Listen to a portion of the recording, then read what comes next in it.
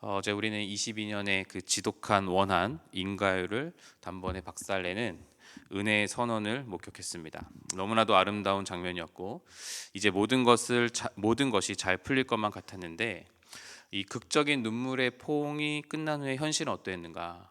어떤 일이 기다리고 있었는가? 사랑하는 여러분, 형들이 요셉과 화해했다는 그 사실이 가나안 땅을 지극하게 타개하는 기근을 없애주지는 않았습니다. 그들의 늙은 아버지 야곱은 여전히 굶어 죽을 위기에 있었고 그들은 당장 가뭄의 뜨거움을 통과해서 고향으로 돌아가야만 했습니다. 형들이 직면할 수밖에 없었던 사실이죠. 오늘 창세기 45장 후반부 이야기를 보면 하나님께서는 이 구원을 감정적 해소를 넘어서 어떻게 우리의 이 척박한 현실을 뚫고 들어와서 구체적이고 실질적인 공급과 변화를 일으키시는지를 함께 나누길 원합니다. 어제의 그 은혜가 오늘 가나안의 그 메마른 땅에서 절망하던 야곱에게는 어떻게 도달했을까? 먼저 가나안에 가기 전에 16절을 보겠습니다. 요셉의 형들이 왔다는 소문이 바로의 궁에도 들려왔는데 신하들이 기뻐합니다. 그리고 바로 무엇을 하냐면 18절 보니 너희에게 애굽의 좋은 땅을 주리니 너희가 나라의 기름진 것을 먹으리라. 그러니까 애굽의 절대 권력자인 바로가 전폭적인 지원을 약속합니다. 특히 19절에 있는 이 수레라는 것은요, 당시의 최첨단 운송 수단이었습니다. 거기다 바로의 것을 내어준다는 것은 형들에게 최고급 에스코트, 의전을 해준다는 걸 의미합니다. 그러니까 하나님께서 세상에서 가장 거대하고 세속적인 이집트의 그 인프라와 권력을 사용하셔서 언약의 후손인 이스라엘 백성을 보존하시는 거죠. 여기서 우리가 생각해 봐야 될 지점이 있습니다. 하나님의 은혜는 막연하지 않다는 겁니다. 하나님께서는 그분의 백성을 보호하기 위해서 하늘에서 음성만 들려주시는 분이 결코 아닙니다. 현실의 기근을 뚫고 갈 수 있는 수레와 양식을 동시에 주시죠.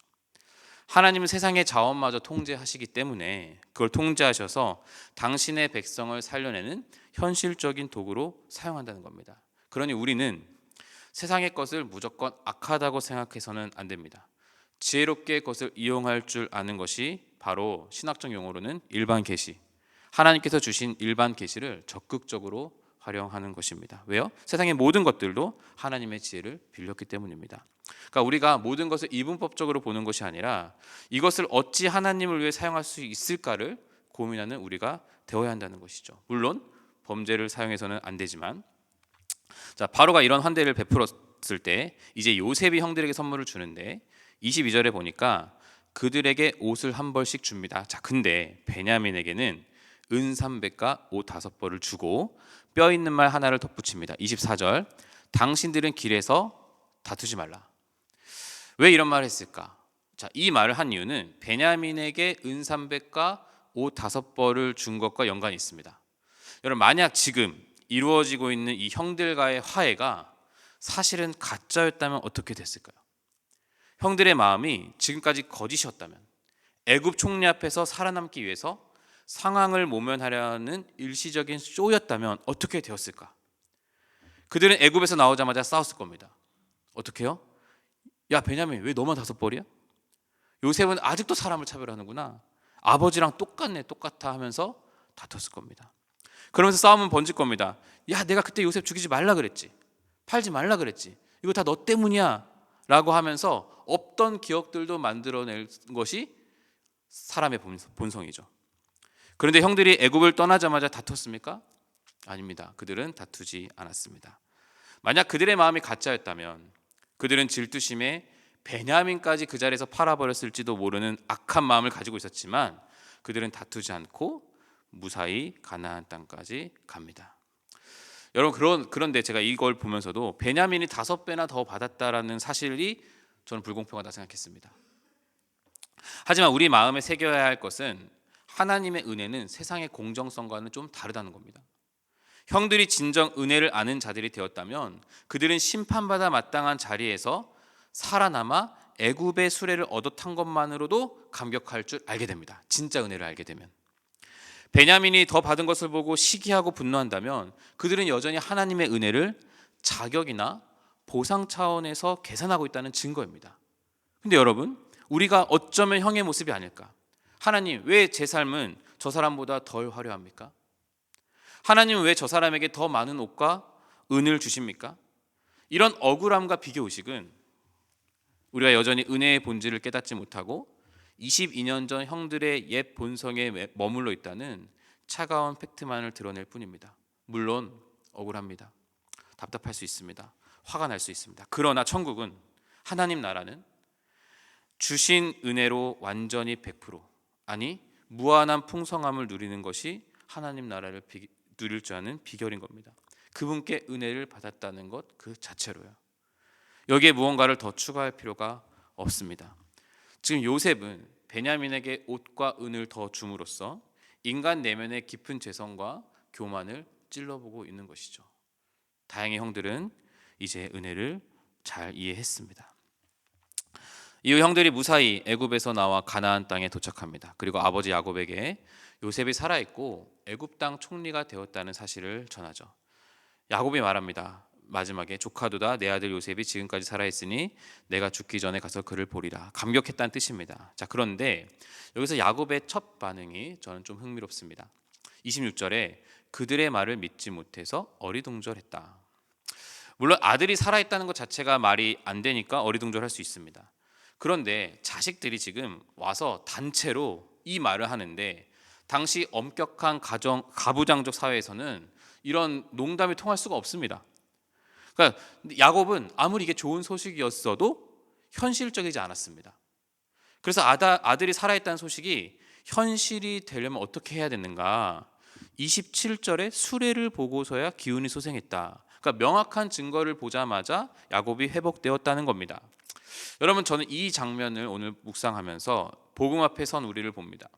우리는 세상에 선포합니다. 하나님이 당신을 사랑하시고 모든 것을 선으로 인도하실 겁니다. 근데 사람들에게 이 말씀은 그저 듣기 좋은 소리, 너희들끼리 하는 소리로 치부합니다. 마치 오늘 형들에게 좋은 소식을 들은 야곱처럼 별 감흥이 없습니다. 이런 야곱 같은 우리를 위해 하나님께서 하신 일이 무엇인지 아십니까? 어리둥절한 우리를 깨우기 위해서 역사라는 시간에 묵직한 수레를 보내시죠. 바로 예수 그리스도의 성육신입니다. 그분의 십자가와 그분의 부활, 그리고 빈 무덤, 역사적 사실. 사랑하는 여러분, 야곱처럼 우리가 혹시 현실의 기근에 짓눌려서 어리둥절해 있지 않습니까? 은혜가 찾아왔을 때 우리 마음이 차갑게 식어버리지는 않았습니까? 내 손에 쥐어진 것이 없어서 그냥 막막하다고만 생각하십니까? 그렇다면 오늘 야곱 앞에 나타난 수레가 야곱에게 믿음의 확정을 주어줬듯이 여러분 눈앞에 도착한 은혜의 수레, 역사적 사실이신 예수 그리스도를 바라보십시오. 십자가는 하나님께서 세상을 지배하는 모든 권세를 꺾으시고 여러분을 구원하시기 위해 보내신 가장 확실하고 명확하고 현실적인 증거입니다. 우리는 그리고 이 현실을 경험한 자들입니다. 그렇다면 우리가 바라봐야 될 것은 답답한 상황에서 어리둥절해하는 게 아니라 우리가 바라봐야 될 것은 그 상황에서 예수 그리스도, 역사라는 시간에 묵직한 수레로 오신 예수 그리스도의 성육신입니다. 그분을 바라볼 때 오늘 야곱의 기운이 소생했던 것처럼 우리가 그분을 오늘 바라볼 때 우리의 기운도 소생할 것입니다. 그런 귀한 하루 되시길 주님의 이름으로 축복합니다. 기도하겠습니다. 주님, 차갑게 얼어붙은 이 답답한 현실 속으로 거부할 수 없는 은혜의 수레 예수 그리스도를 보내주심에 감사합니다. 팍팍한 현실의 기근 앞에서도 십자가와 빈 무덤이라는 역사적인 이 사실을 통해 우리의 굳은 영혼이 소생하는 은혜가 오늘 하루 우리 가운데 있게 해 주옵소서. 구원받은 자로서 오늘을 살아갈 때 과거의 책임을 묻고 서로를 찌르는 그런 형들의 이기적인 길에서 돌이켜서 주님이 내어주신 길 양식으로, 수레를 통해 보내주신 그 양식으로 서로를 먹이며 넉넉히 걷는 우리 다음 공동체가 되게 해 주옵소서. 우리의 모든 필요를 아시고 채우시는 역사적 사실로 이 땅에 오신 예수님의 이름으로 기도합니다. 아멘.